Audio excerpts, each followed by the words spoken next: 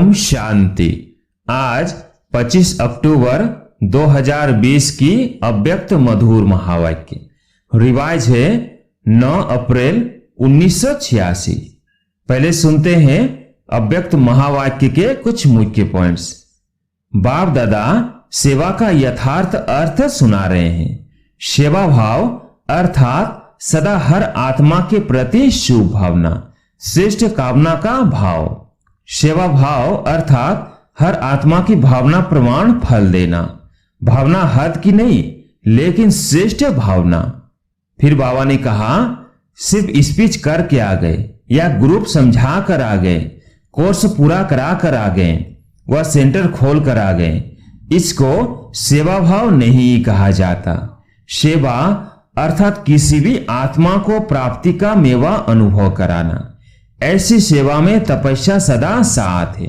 तपस्या का अर्थ सुनाया, दृढ़ संकल्प से कोई भी कार्य करना।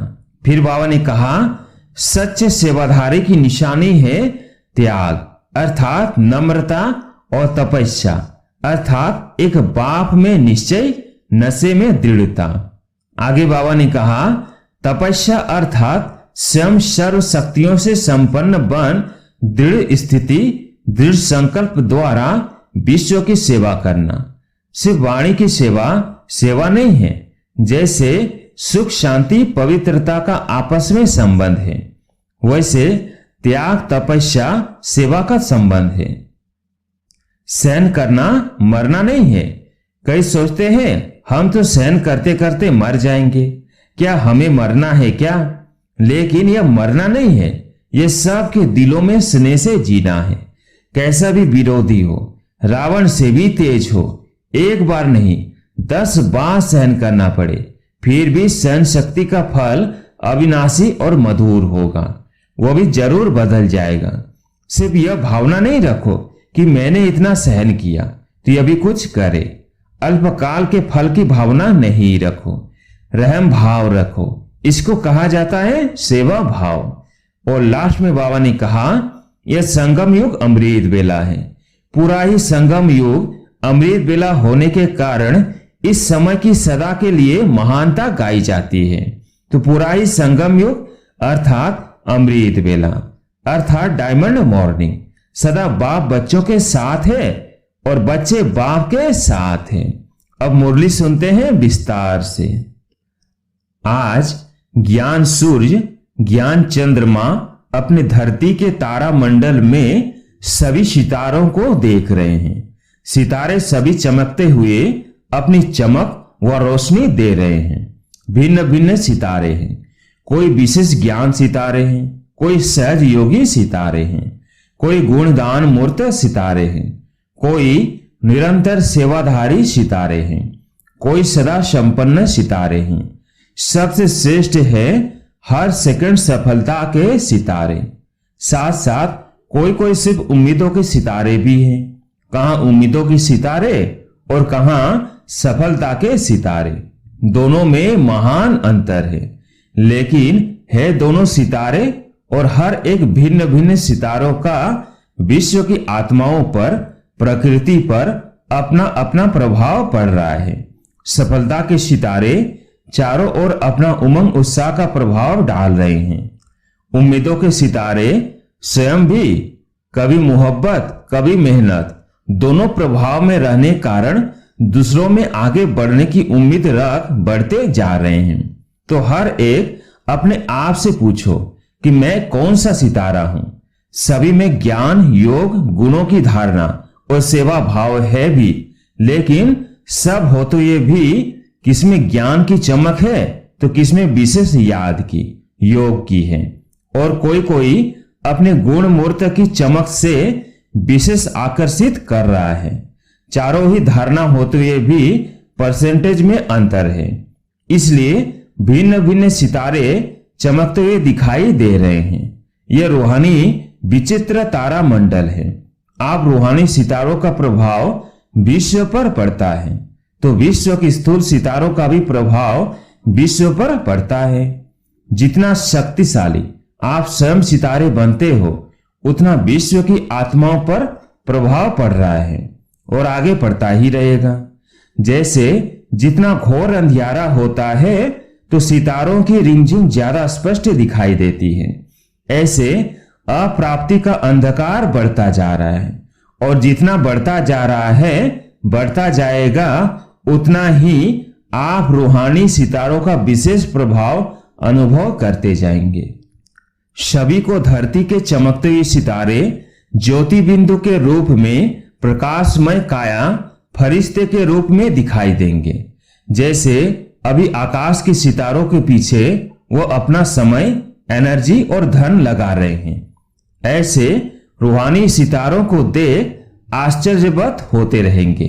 जैसे अभी आकाश में सितारों को देखते हैं, ऐसे इस धरती के मंडल में चारों ओर फरिश्तों की झलक और ज्योतिर्मय सितारों की झलक देखेंगे, अनुभव करेंगे यह कौन है, कहां से इस धरती पर अपना चमत्कार दिखाने आए हैं।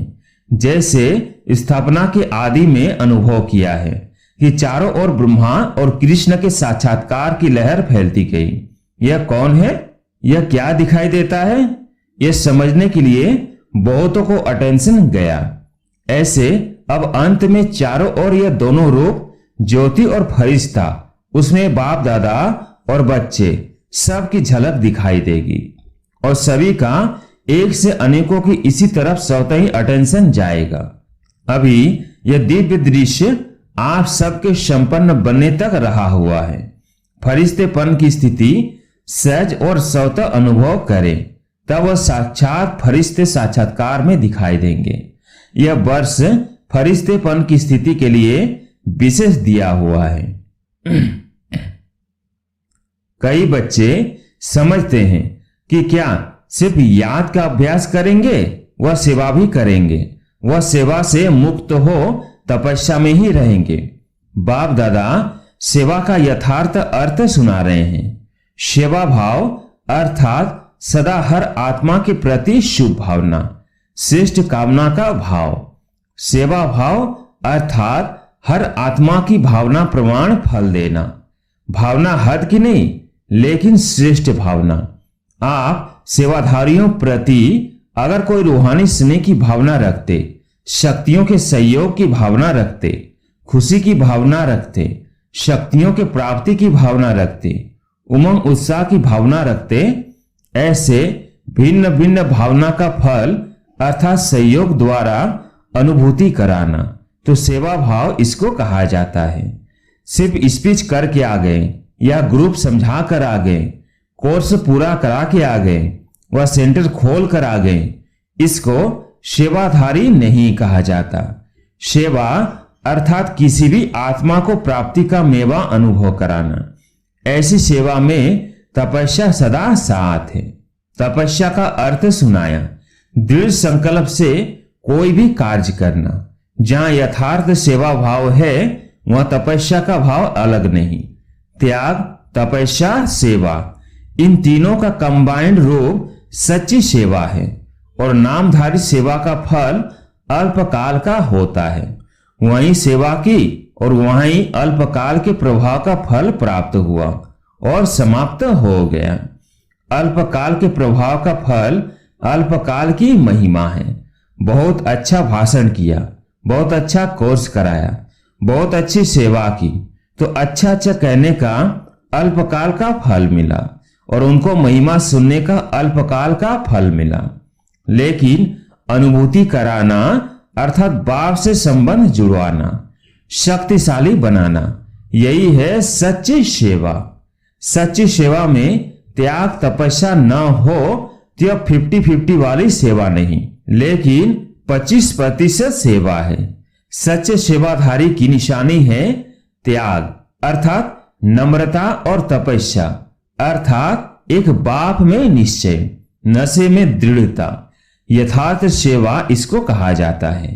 बाप दादा निरंतर सच्चे सेवाधारी बनने के लिए कहते हैं। नाम सेवा हो और स्वयं भी डिस्टर्ब हो, दूसरे को भी डिस्टर्ब करे, इस सेवा से मुक्त होने के लिए बाप दादा कह रहे हैं। ऐसी सेवा न करना अच्छा है, क्योंकि सेवा का विशेष गुण संतुष्टता है। जहां संतुष्टता नहीं, चाहे स्वयं से चाहे संपर्क वालों से। वह सेवा न स्वयं को फल की प्राप्ति कराएगी न दूसरों को। इससे स्वयं अपने को पहले संतुष्ट मणि बनाए फिर सेवा में आवे, वो अच्छा है। नहीं तो सूक्ष्म बोझ जरूर है। वो अनेक प्रकार का बोझ उड़ती कला में विघ्न रूप बन जाता है। बोझ चढ़ाना नहीं है, बोझ उतारना है। जब ऐसा समझते हो तो इससे एकांतवासी बनना अच्छा है, क्योंकि एकांतवासी बनने से 100 परिवर्तन का अटेंशन जाएगा। तो बाप दादा तपस्या जो कह रहे हैं वो सिर्फ दिन रात बैठे बैठे तपस्या के लिए नहीं कह रहे हैं। तपस्या में बैठना भी सेवा ही है। लाइट हाउस माइट हाउस बन शांति की शक्ति की किरणों द्वारा वायुमंडल बनाना है। तपस्या के साथ मनसा सेवा जुड़ी हुई है, अलग नहीं है। नहीं तो तपस्या क्या करेंगे। श्रेष्ठ आत्मा ब्राह्मण आत्मा तो हो गए। अब तपस्या अर्थात स्वयं सर्व शक्तियों से संपन्न बन दृढ़ स्थिति दृढ़ संकल्प द्वारा विश्व की सेवा करना। सिर्फ वाणी की सेवा सेवा नहीं है। जैसे सुख शांति पवित्रता का आपस में संबंध है, वैसे त्याग तपस्या सेवा का संबंध है। बाप दादा तपस्वी रूप अर्थात शक्तिशाली सेवाधारी रूप बनाने के लिए कहते हैं। तपस्वी रूप की दृष्टि भी सेवा करती, उनका शांत स्वरूप चेहरा भी सेवा करता। तपस्वी मूर्त के दर्शन मात्र से भी प्राप्ति की अनुभूति होती है। इसलिए आजकल देखो जो हर्ष से तपस्या करते हैं उनके दर्शन के पीछे भी कितनी भीड़ हो जाती है। यह आपकी तपस्या के प्रभाव का यादगार अंत तक चला आ रहा है। तो समझा सेवा भाव किसको कहा जाता है। सेवा भाव अर्थात सर्व की कमजोरियों को समाने का भाव, कमजोरियों का सामना करने का भाव नहीं, समाने का भाव, स्वयं सहन कर दूसरे को शक्ति देने का भाव। इसलिए सहन शक्ति कहा जाता है। सहन करना शक्ति भरना और शक्ति देना है। सहन करना मरना नहीं है। कई सोचते हैं हम तो सहन करते करते मर जाएंगे, क्या हमें मरना है क्या। लेकिन यह मरना नहीं है, यह सबके दिलों में स्नेह से जीना है। कैसा भी विरोधी हो, रावण से भी तेज हो, एक बार नहीं 10 बार सहन करना पड़े, फिर भी सहन शक्ति का फल अविनाशी और मधुर होगा, वह भी जरूर बदल जाएगा। सिर्फ यह भावना नहीं रखो कि मैंने इतना सहन किया तो यह भी कुछ करे। अल्पकाल के फल की भावना नहीं रखो, रहम भाव रखो। इसको कहा जाता है सेवा भाव। तो इस वर्ष ऐसी सच्ची सेवा का सबूत दे सपूत की लिस्ट में आने का गोल्डन चांस दे रहे हैं। इस वर्ष यह नहीं देखेंगे कि मेला और फंक्शन बहुत अच्छा किया, लेकिन संतुष्ट मणिया बन संतुष्टता की सेवा में नंबर आगे जाना, विघ्न विनाशक टाइटल की शेरवानी में इनाम लेना। समझा।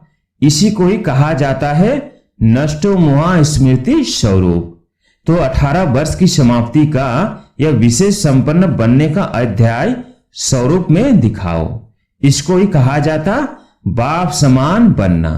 अच्छा, सदा चमकते हुए रूहानी सितारों को, सदा संतुष्टता की लहर फैलाने वाली संतुष्ट मणियों को, सदा एक ही समय पर त्याग तपस्या सेवा का प्रभाव डालने वाले प्रभावशाली आत्माओं को, सदा सर्व आत्माओं को रूहानी भावना का रूहानी फल देने वाले बीज स्वरूप बाप समान श्रेष्ठ बच्चों को बाप दादा का संपन्न बनने का याद प्यार और नमस्ते।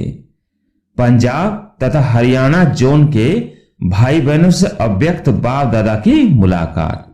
सदा अपने को अचल अडोल आत्माएं अनुभव करते हो। किसी भी प्रकार की हलचल में अचल रहना, यही श्रेष्ठ ब्राह्मण आत्माओं की निशानी है। दुनिया हलचल में हो, लेकिन आप श्रेष्ठ आत्माएं हलचल में नहीं आ सकती। क्यों? ड्रामा की हर सीन को जानते हो। नॉलेजफुल आत्माएं, पावरफुल आत्माएं सदा सोते ही अचल रहती है। तो कभी वायुमंडल से घबराते तो नहीं है? निर्भय हो, शक्तियां निर्भय हो, या थोड़ा थोड़ा डर लगता है? क्योंकि ये तो पहले से ही स्थापना के समय से ही जानते हो कि भारत में सिविल वार होनी ही है। यह शुरू के चित्रों में ही आपका दिखाया हुआ है। तो जो दिखाया है वो होना तो है ना। भारत का पाठ ही सिविल वार से है, इसलिए नथिंग न्यू। तो नथिंग न्यू है या घबरा जाते हो?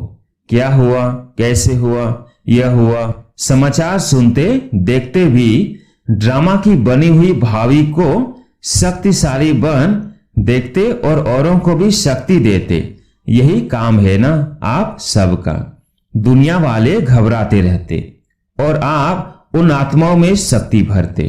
जो भी संपर्क में आए उसे शक्तियों का दान देते चलो, शांति का दान देते चलो। अभी समय है अशांति के समय शांति देने का। तो शांति के मैसेंजर हो, शांति दूत गाए हुई है ना। तो कभी भी कहां भी रहते हो, चलते हो, सदा अपने को शांति के दूत समझकर चलो। शांति के दूत हैं, शांति का संदेश देने वाले हैं। स्वयं भी शांत स्वरूप शक्तिशाली होंगे और दूसरों को भी देते रहेंगे। वो अशांति देवे, आप शांति दो। वो आग लगाए, आप पानी डालो। यही काम है ना। इसको कहते हैं सच्चे सेवाधारी। तो ऐसे समय पर इसी सेवा की आवश्यकता है। शरीर तो विनाशी है, लेकिन आत्मा शक्तिशाली होती है। तो एक शरीर छूट भी जाता है तो दूसरे में याद की प्रारब्ध चलती रहेगी। इसलिए अविनाशी प्राप्ति कराते चलो। तो आप कौन हो? शांति के दूत, शांति के मैसेंजर, मास्टर शांति दाता, मास्टर शक्ति दाता। ये स्मृति सदा रहती है ना। सदा अपने को इस स्मृति से आगे बढ़ाते चलो, औरों को भी आगे बढ़ाओ। यही सेवा है।